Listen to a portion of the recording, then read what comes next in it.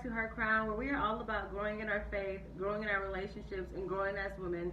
On today's video of Let's Really Find Out, I was led to do this video on Amos, and honestly, I was a lot more excited about this one just because, like, I could relate to him so much a little bit, and it was exciting to see what all, like, he was about.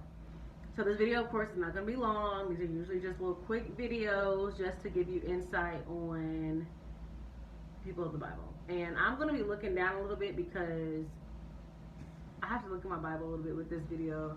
I just want to make sure I don't get anything wrong, and I'm not trying to quote things the wrong way, say anything wrong, blah, blah, blah. But as usual, I'll be paraphrasing, just making it simple like usual. So Amos was a prophet, and he didn't really like being called a prophet because, one, the people around him, the prophets around him, only said things that pleased the church folk.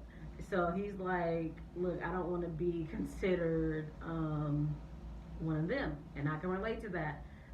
Like, I don't really call myself, I accept whatever it is that God called me to do, but I usually just say, like, when I hear God say something, then I just say it. And I am just a Christian woman that hears from God, and when he tells me something, I say it, and that's just what I consider myself. But you know, I don't like, but it's only because of the way that the people like today's time have made prophecy to be like a game, a show. So like, I just don't want to be involved with that, but I do accept whatever God called me to do. So whatever. So that's why I related to him so much. So like I said, he didn't enjoy really being a prophet, and he lived in like the southern kingdom of Israel, and God called him to move up north so that he could minister and prophesy to the people of Israel because they were getting ready to get themselves into some trouble. So he is like, he's where he needs to be, in Israel, and the people, they lived honestly in a peaceful and prosperous time. Like, they weren't like struggling. It wasn't like famine or anything like that. Like, they were living in some good, in good times. And like, so they had just divided like their society in two different sections. So that's where like wealthy and poor came about. And that's kind of like where their problems came from. They were basically religious people, but they weren't righteous. So basically, they were church folk. They were lukewarm church folk. They went to church.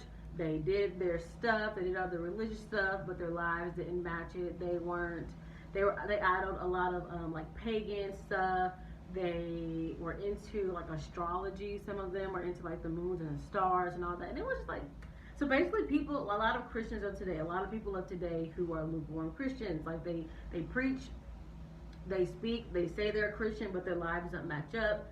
And that's kind of like today's times. So God sent Amos to try and warn them.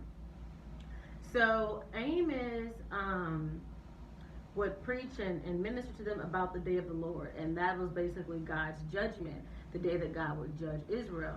And when he was telling them, like, they thought it was something positive, so they're like, I'm paraphrasing, so they were like, yes, bring on the day of the Lord, bring it on. Like, they were just so full of themselves. Is that okay to say? Okay, yeah. They were so full of themselves that they misunderstood, they didn't even comprehend what Amos was telling him. So he's like, you're wanting God to bring forth this day of the Lord, but in all reality, it's y'all's judgment. Like, y'all are about to be sent into exile.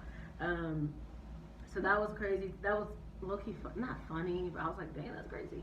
So that was that. So they basically had like 4 strikes against them as to why God was upset with them.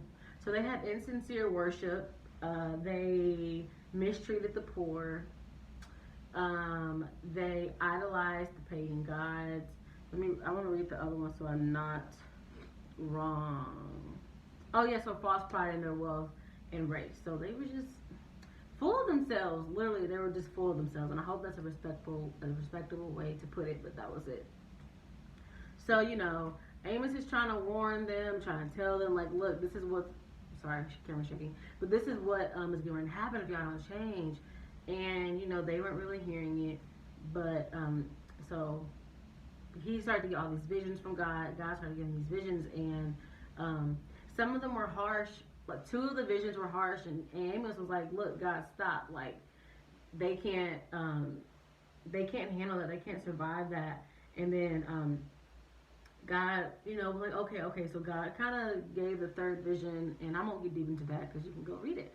But he gave like the 3rd vision, and which was pleasing to Amos, and then that was kind of like what judgment was going to come forth for them.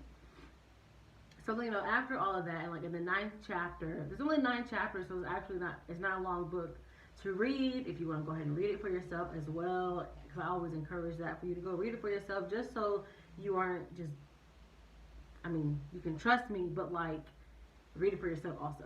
So in the 9th chapter is when, like, God is basically saying that he won't keep his people in exile forever, that like he will bring them out of exile and restore them, and they will live in the same place that was destroyed, but they will build it up, so to say.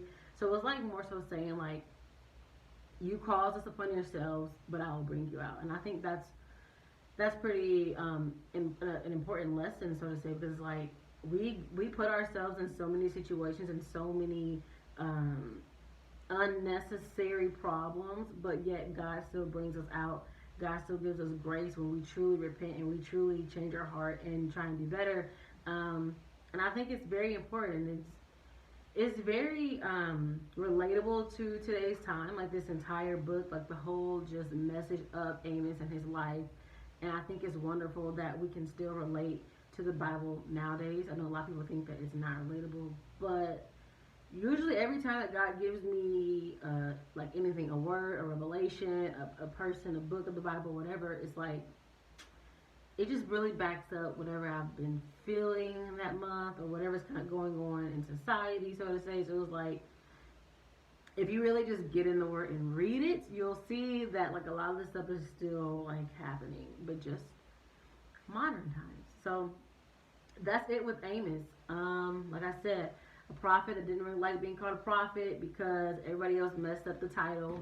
Warned the people of Israel because they were lukewarm Christians. I'll just say they were lukewarm Christians. And, you know, God sent him. He really didn't want to do it, but he still did it. And I can relate. But, so that's it. That's it with this one. Sorry, I keep looking down. I'm trying to look and read and make sure that I'm not missing anything. But that's it with Amos. So this Friday, you know, we have the Sipping Tea with Jesus video. Not sure yet if that's going to be another venting session or if that's going to be just a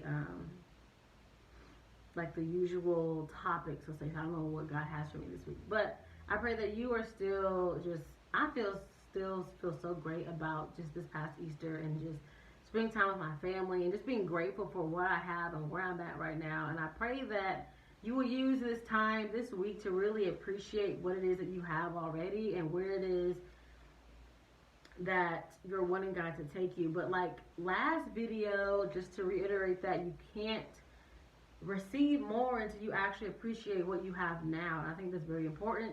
I think you should like just keep that on your mind this month. Let this month really be the time that you appreciate what you have already and watch God show out. Shoot, at the end of the month, he may even surprise you and blow your mind before the end of the month once you really see that you change your heart posture. So I'm excited to see what God is getting ready to continue to do. So like I said, thank you again for watching. I love this one. I love this story. And I pray that I will continue to be, please ignore my dog. Okay, so I had to start this again because she was barking like crazy. She'll bark at anything. But thank you again for watching. Like I said, this Friday, new video will be up.